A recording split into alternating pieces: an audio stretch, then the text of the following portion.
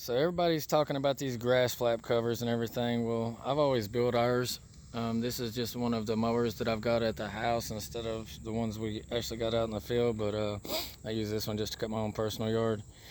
But basically, it's set up through the key switch. Up, down, up, down. You know, it's just a forward and back toggle switch. It just works off of the ACC. But I build them for all of our mowers. It's basically just a little simple design, piece of diamond plate, set up on a hinge mechanism, and the wires is just run up through there. But what that is it's a car.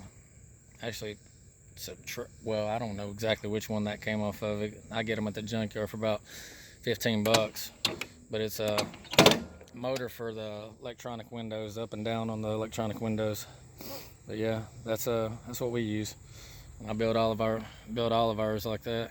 It just basically just hooks up to the right here. I got it bolted where the pin went through where the thing was, so it can be taken off, switched over to another mower.